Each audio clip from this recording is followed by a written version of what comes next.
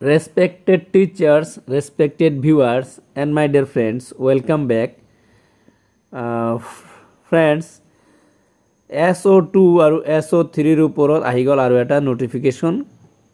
হয় নোটিফিকেশ্যন অনুযায়ী SO2 যেটো আছিল নতুন ষ্টুডেন্ট এড কৰা এটো ক্লাছ 2 ৰ পৰা ক্লাছ 12 লৈকে অতি সোনকালে পোৰ্টালটো খুলি দিয়া হ'ব আৰু আপোনালোকে মনত ৰাখিব এক দিনৰ কাৰণে এককালীনৰ কাৰণে মানে একবাৰেই উঠিব নামটো আৰু এটো মই আপোনালোকক দেখাই আছো কি কথা আলোচনা কৰা হৈছে এই ভিডিওৰ যোগেদি আলোচনা কৰিম গতিকে ভিডিওটো একেবাৰে হেকলৈ চাব and one request to you এই চেনেলত যদি আপোনালোকে নতুন চাই আছে তেনেহলে সাবস্ক্ৰাইব কৰি দিব information and preparation of examination ভিডিওৰ কাৰণে সো ইয়াতে আছে এটো ব্লক লেভেল আৰু ডিস্ট্ৰিক্ট লেভেলত অতি সোনকালে এটা সীমিত সময়ৰ বাবে সম্ভৱত 29 তাৰিখলৈকে এটো চলিব নিউ ষ্টুডেন্ট এড কিন্তু মনত ৰাখিব লাগিব যে নিউ ষ্টুডেন্টটো আগত কোনবা ঠাইত এড হোৱা থাকিব নালাগে এটো ইউনিভাৰ্সালি পেন নাম্বাৰ দি যদি পেন নাম্বাৰ আছে ছাত্ৰজনৰ তেনেহলে এই পেন নাম্বাৰ দি ইউনিভাৰ্সালি মানে যেটো অপচন আছে আদাৰ ষ্টেট তাৰ তলত আছে মানে এইটো মানে সাৰ্চ কৰি তাৰ পিছত যদি কোনবা এটো চাওক গ্লোবালি ছাত্ৰ সন্ধান আদিত মানে সন্ধান কৰিব লাগিব এই পেন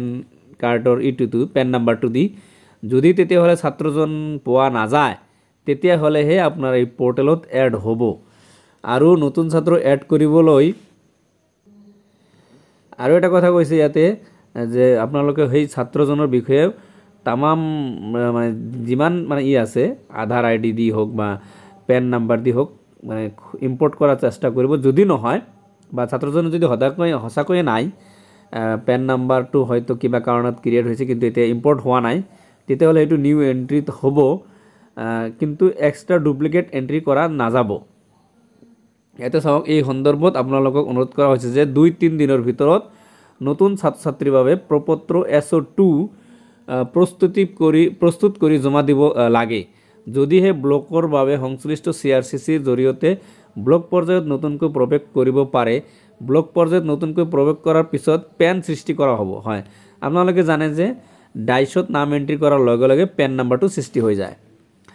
তাৰপৰ যদি এটা duplicate record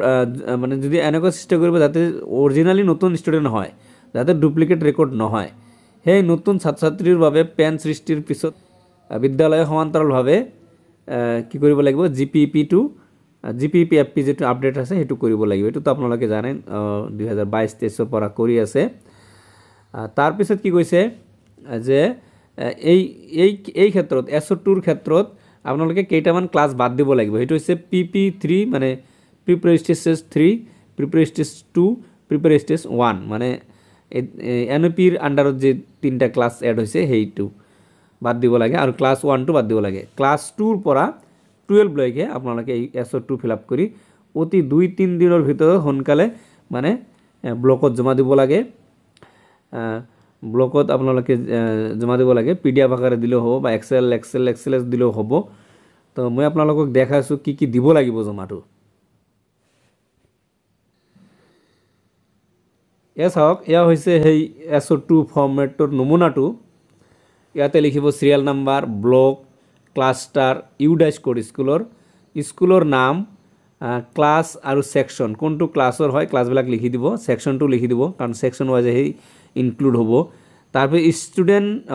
name of student as per records মানে আপোনালোকে আধাৰ কাৰ্ডৰ নামটোই দিব নহলে কিন্তু আপাৰ সৃষ্টি নহব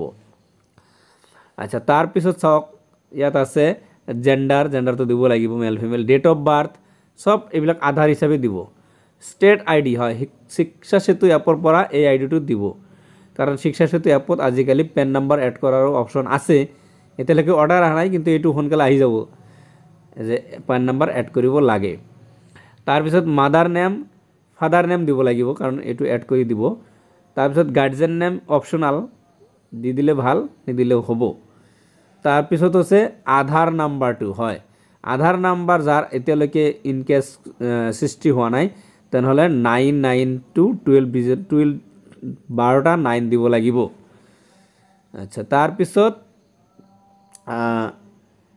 name of student as per Aadhaar প্ৰথমে আপোনালোকৰ এইটোই দিব নতুনকৈ এড কৰাৰ এজ পাৰ আধাৰ হিচাপেই দিব লাগিব, নহ'লে তো আপাৰ সৃষ্টি নহ'ব। এইটো পুৰাণা ফৰ্মেট হিচাপে দিছে, এজ পাৰ আধাৰ মানে আধাৰ নামটোই দিব আপোনালোকে। তাৰপিছত reason why student was not added in 2023 and 14,